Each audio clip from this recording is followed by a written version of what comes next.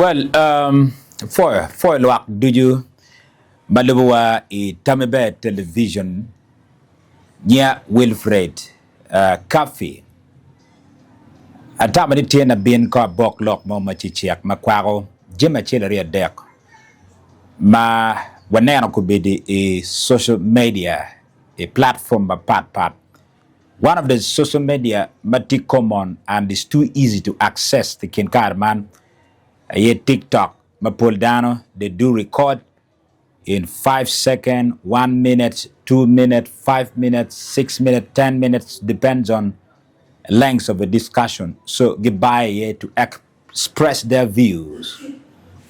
And Tina Tamanika I've been trying to give myself for 2 days a TikTok to find out. No, ko madano logo. What this season madano tiga loko jimario.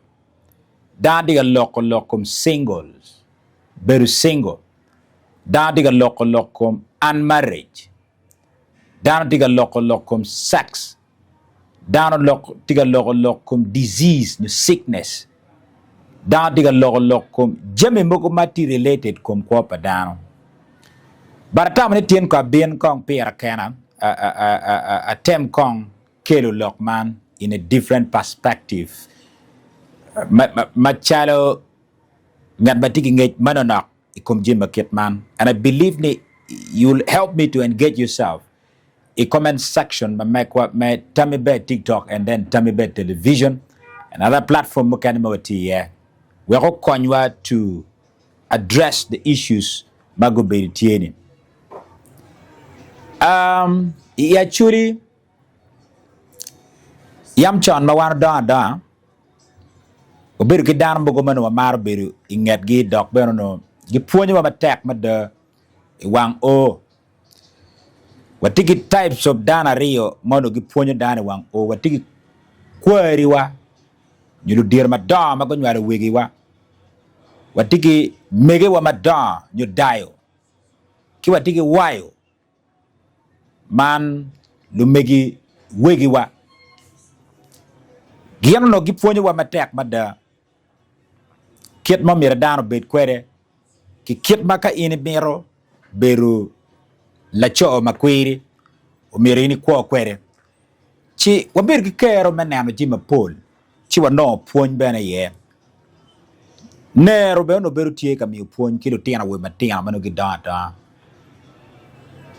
ente kine madano a ki gangi charo dano bini kam Pierre Bor wia bichel jomo kene ke nywale gi Pierre Bor wia bichel jomo kene ke nywale gi Pierre Bongwan jomo kene ke nywale gi 2000 of course kar me kam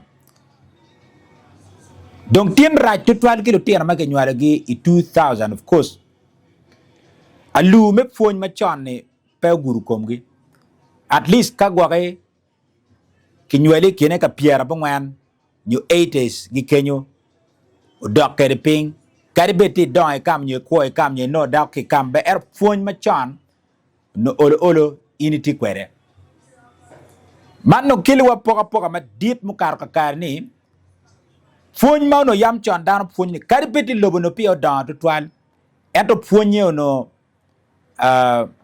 no tek puony no ti genuine enough ma you cannot compare kari beti lobo don ade kilo lokman kilong piana tiga nano dan ma po tiga lok ni lobo tiga don yes we agree with that ni lobo tiga don and karibeti lobo tiga don ma we can actually agree with that ni lobo tiga don. What about phone loke keje wa mera ye kom machon wego kel niang mo ni matut ni kadi biti bi woro kilo matiga da umire pe wek machoni to help you chala tinya ko nyula tina wubi me beru dano mo mano ma chil por wenyu fony machon pe wenyu tekwaro pe wenyu kit kwa money mano tima be. I want us to think about ni kagwok yam choni biru ki kar me beru ki da dani mo makwiri pemo kene mano gwakar kene bono wigiti atata makwiri ne Chico beri indong peti lupo lokma dadanu fonyo wayu fonyo nyo ner fonyo nyo kwaru mi.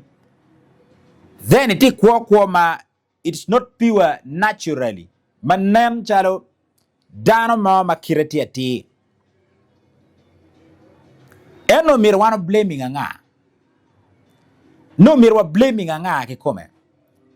Piano mire we should find a way of keroko wani ni kari bedi ku beri chan lo tina nyera matino magidi single gunwa la chile gi duong an gitiga kwa bojangili a wobe bena matino tima pool magidiga kwa bojangili ento kari bedi wabi keroko ni umirwa nyang kong matut ni pero mono tika kwene pian pero miro betie jemweng peture kiko polo unyo irope duny nono le boy match magi chwinyo kama pewa ngolo le bulgi ko polo tian lok mo miro betie ma weko kweji ma kit man titime amir ne ko akil kit man ma chalo dano ma kwe kam ki dano ma oluto no lu me puony me charo ma no fut pia gi bini kam pian loenye chake mwaka liba chiel gi mia bor amin mwaka liba chiel mia bungwan gi piara bor we bichiel ingega kenyo ti jomo kene udira upino paga we mwaka aliba chiel mia bungwan ki piara bungwan nono unuma fut gi beri kambe gi beri charo gi liba ki jomo kene fuonyo no doge pe rueny tutwal dog fuony ki koy ma do ruenyo kur to agree with me in comment section kenyo urueny I 2000 from 2000 to 2008 madan dok war me dok kere gang 8 pure years ene fuonyo rueny kwichi barotinga jomo ken me kenyo alagi early 90s an kay nero kit kwogi pat weka jake miyo ki cham madano chamo lutino ma kenyo alagi 2000 lutino cha they are very huge lutino gi don fulba kurine pat kedi birige waji kuri peliji elu kurine don mo ma paytem kuri cha mujwa gen waji mujwa ma in ma gi nyweli kine ka piara bor gi piara bangwan go dokere pingi ne ti gele ro mwagani pool ne tiki and in terms of birli chula mali ne peye lutino cha chingi upanchingi do makagu chuinyi ni ini kumi bale wigyo cham magin gu cham I remember mwaka mo dano berga lokum chama dano chame kam muranga mo dek mo nyoga cham mo madano chamo kelo wach kom dano pe mar ti dano pe mar fu dano mar lega dano ngi ki pok chimne pol actually lutino dano bero jumbo la kara chel dano gwenya ki wari dano gwenya ki wari dano gwenya ki wari dano timo ginnaw no naka yang pegi timo gamento bino NGOs bino fuony ma pat fuony mo kene timo no yam chon ya chiri pegi fuonya ta we wang ube no loka pegi jayo ento ikar madong kwo cha nywene kinoni kony pa kano mung me fuony ma kireno bet pege ki cha fuonyo dano we opo yam chon ma pudwa do ma wati gang kwan ka NGOs bino ka fuonyo lokum kit me gwaga lokum tuo jonyo ki woro ki bow mugo ma ki pai ki ma ki loro ma be manoti chal kom la cho chi ki fuonyo kit me rugo roj bol an enu kele jiji ikwo palotina mo kene ma gunyang ni kuriginati kum kini karti chiti and they can use it like that ki kelu fuony mo ma ki fuonyo ki lutina nyera kum gu chako po wube kum gu chako po me beru lukwele met ki cham met ki da pa lobo screen mano ke nere video is trading center mo kana mano ke churu ki mia piar big of course we are poor film na ya wan do ka mo nyama ni chulu film chiling piara bit o bin chiling mia chil bin chiling mia reo dano neno chimi muguma ba bale wi one of the thing madano birkan nana ma I just want to mention yam chon no gi kiru film muguma ke luni BM blue movies dano neno gi lutieno neno kuri ginu transferring o doga ji ikwo pa lutieno mago don yelwak me kare mero lutieno do expose kiti muji mukene ma kire pat mada wadokwe look tek eno lok eni duju amerni kony wawek wanyang matut ni the main point of being single tiga ki tien ki mone ma adi temu kirne ni kar ken wabe koke kom lunyoro wai koke kom gamente wai koke kom lwen wabe kelu koke angol zogo weng ma pat ma yeah it's true but sometimes it's not true. It depends on how you're going to understand piane. You can choose not to live in that line and to become true Acholi. You can choose to reject Kori spirit ki jem mo kan mo berkalupodani karme lwen and you live a better life. Amir for ngiping mati bino in the perspective or in a line of ngeluba. Olu two family madano ngeluba ma pekori ngeluba kwar enini. Family ne olu two gi ponye lutino to follow the line of Christ. Well, me, you, my dear, better life, a better living to a family. Let's talk about this single. Ingit kimono ki lok padano gen waje ni very single peti bal. Very single is not a problem. Peti bal. A serious actually being single is not automatically a social problem. That's what they say. And we should not assume that every unmarried man or woman is unhappy or that marriage is always better. Some people are single by choice. Some are preparing themselves and others have been hurt by previous relationship, which is true. I can agree with that. However, if the question a long-term singleness, delay marriage, and stable relationships and cohabitation seem to be increasing. Mainoni mon dong por cho dong knock por mon dong they have turned to be a man. Me por cho lokcha chono doga kabisa ento gina warama timne dong pe mirwa waj lok matie wa nan pingo Uganda kuri ginuti ka mete matek dul palo kwet matut ikwan padano me population census me magali bari gi piare yo ngwan dutira maga par bor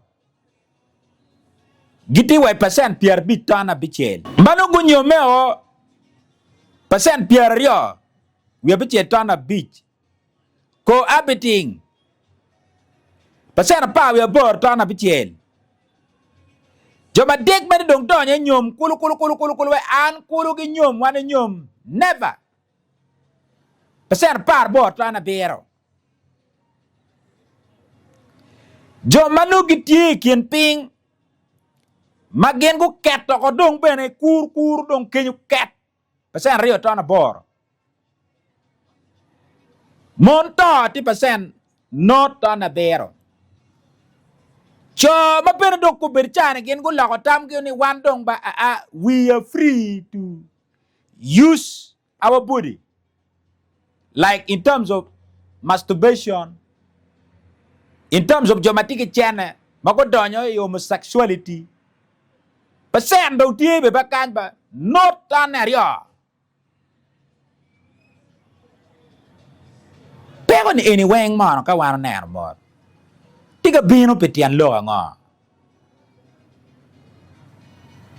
There is also an important economic dimension. Uganda's youth face substantial employment difficulties.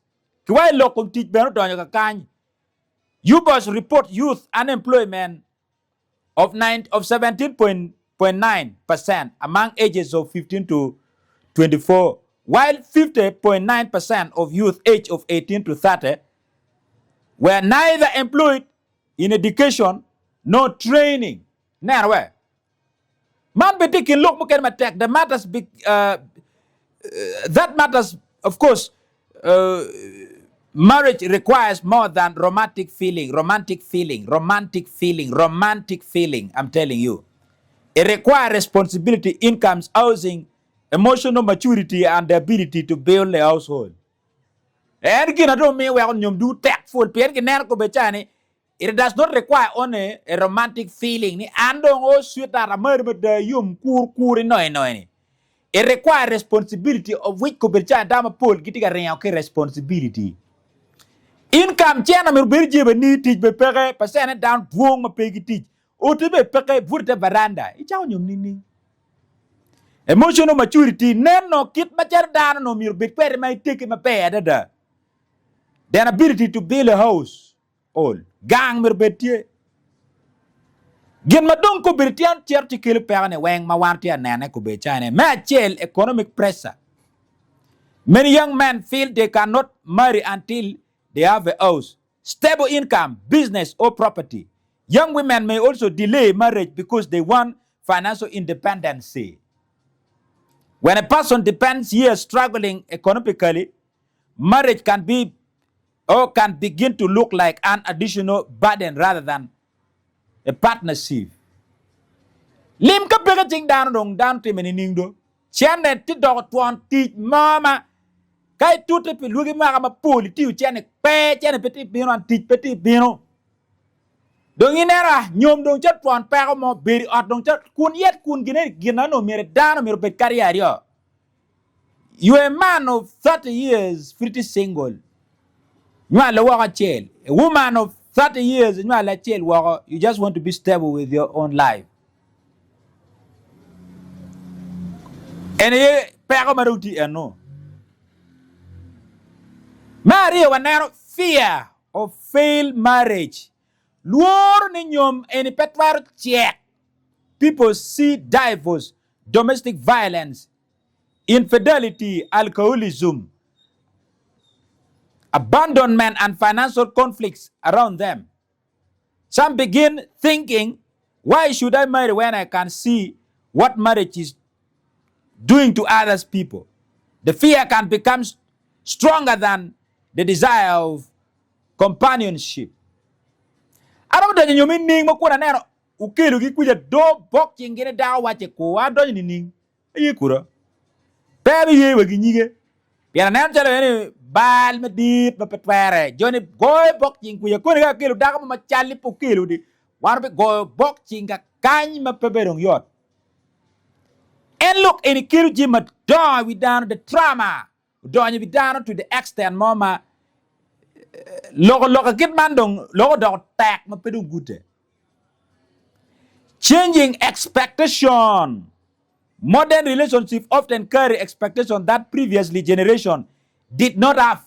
Now, people may expect a partner to provide money, lim, a house, emotional support, physical attraction, education, social status, good communication, sexual compatibility, faithfulness, entertainment, and companionship. Now, it can give me in my anakwana gini weng, but let me tell you one thing. Gina ko bechano dano nano. Madong ene ki lao udugo e order of the day, and the last one is entertainment and companionship. If anything daga mama, cha weng mero party. Cha weng word wako kanamu. Bedu tuan tu mama dit ikuni ma ibi no jimene tek ma pedung wache ene wati muni ning mon ma pol ko berchan ke mero lok be party wa kikit ke me ramu kiri wi ki nini Namo after namo, club after club, season after season. Kanamo dwa dungi gulu city kit gumpede gagala mo swimming pool ka weng yam chon no nga we mon yang cher ka pang.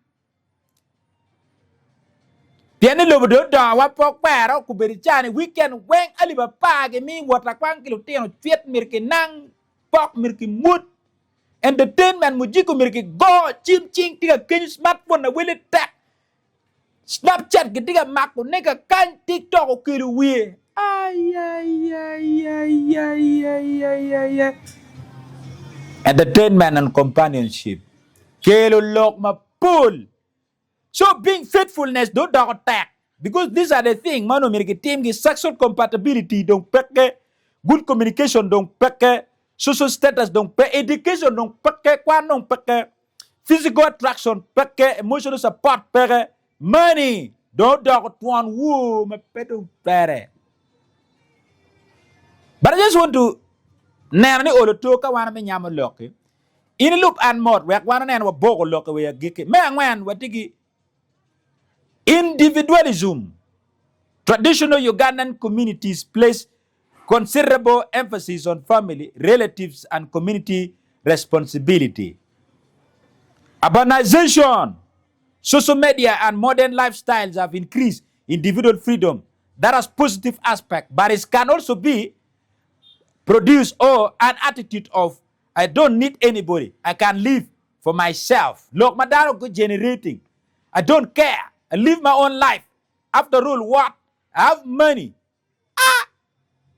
This is a generation of what? Madano building in a different angle. Kinoni kara ginitiu. We can continue with that lifestyle, and yet inside you are suffering. It is down chan. Mostly we want to say ni Johnny down chan ya. Money gidan chan kabisa. Johnny be when gidan chan. And we are not sure can end up by doc or don't twe rege me lit. Vurte barana chu tay water teach. Uno chamo mara rege me lit. Mon kon huta kanini. Maybe a social media and unrealistic comparison. Por boat. Nego dano ngayu boyuji mabeji can. Dano pe ngayu boyuji mi mugo to expose things. Kita ko tekere.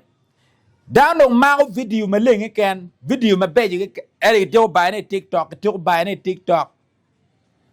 Ati ko mayu mati ko manoy noy ati ko mayu mati ko manoy noy ati ko mayu mati ko manoy noy. Ngamu kil ko manoy noy dong pe kil wa ba. Pengope wani arabi por fur fu char nyima char la gimoni kan char la chiri ukila ko manoy noy enini. Dano pe ye. So comparison por put tiene dano ma pidung tvere. I social media. We ako bechano ngayon na mod ino dano no ko tak ma pitvere. Pianer ngeti ko mayot ina chaki kwena lima pega lima nok bada.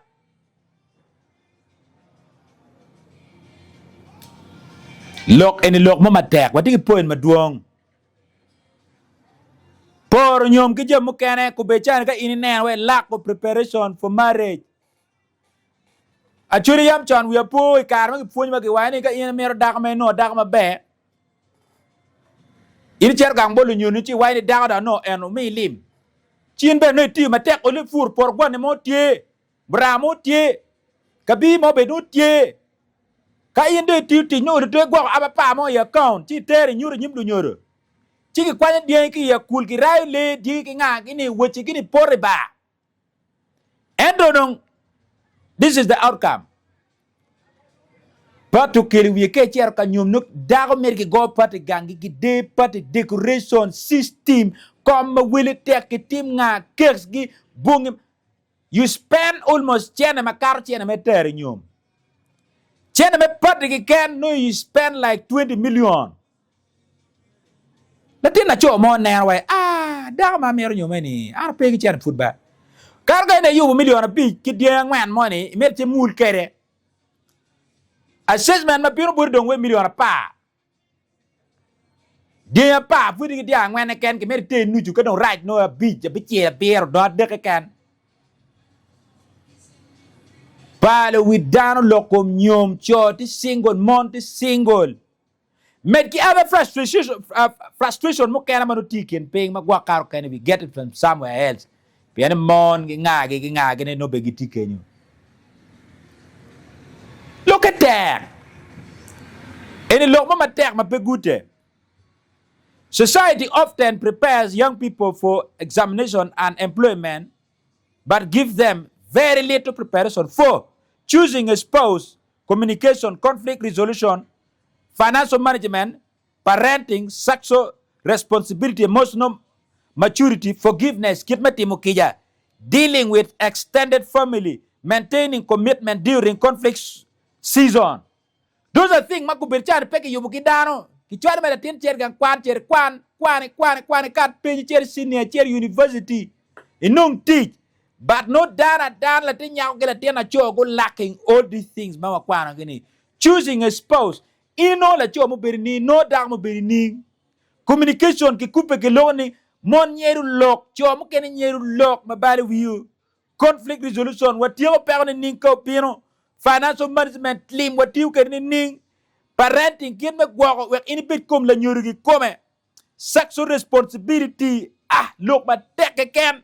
Emotional maturity, forgiveness timo kija pege. Dana why after rule what and back kwano. I can work for myself. Kija nung pig in dano.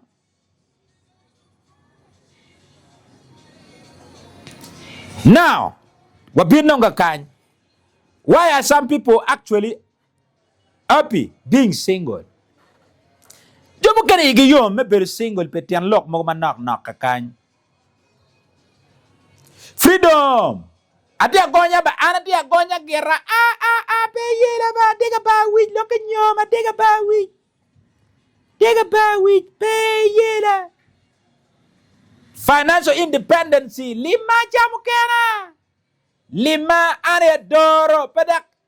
Ingin no gawani polkar kay no dakma tiu in la cho tiu. You bring together chela ni ka chel. We take bola chel because that is the money for family. Uyaba kaun a chel. I remember there's a day where loko kuma yaba kaun kay de nyomo. Ere no ko be chana dago la cho nyomo dago bukar wala geto ko ripe nyim la twitch er fusti lim gi gu poko ya account pat. Dago dor lime la cho dor lime dago birki walete la cho birki walete. Dago birki chupe da la cho birki chupe. Freedom, financial independency, kilu wo ma dong down timu gina timu ino dago manugu nyome at machala choki da ero dago futi gi rungola bolu chupu chera wilo ngome ochian kuno nyome tiki wala gira chere futi gi dot ni I don't think if I'm going to be stable here pang you got this stable kan and pang you got this stable kan and pang you got this stable kan and pang you got this stable kan and yeri nyome itiwa kila gira chi ikuonge we nyim la chwech. Air food, you have a doubt on your mind in petty stable. Pulu chobi wilo ngoma waka, pulu chop, igiru ata, pulu chobi chaka biya charo gangu. Ay. Peace, darmer kuch. Care. Oh, career opportunity. Darmer permer ne aratiki kuch ki yum twin gumat ginatimo permer perkana. Control over their time. Chawa na. Loka birki chawa magi dora en petiu ya. Tiga dino dano, tiga yilu dano. Loka chawa. Ene watimu ginining. Now, this is the serious discussion matawa ni wa nyuako. Napendongan ba?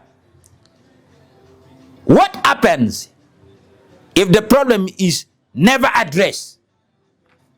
Kawan dong pe addressing these issues mabati logo any. Dongo mabati menge. Doku emba. What happens if the problem is never addressed? Ngo madu beti menge kawan dong pe waneno jimi any watiego machero dana da. I really pity. That's why atamani umir ko wanen loke ba. We need to solve this problem. When the generation yalwak mati bini pego biri pego enia pen ba peyot latien palaba peyot latien palaba di wechi pego dong tikwene jaka wan pe watie ko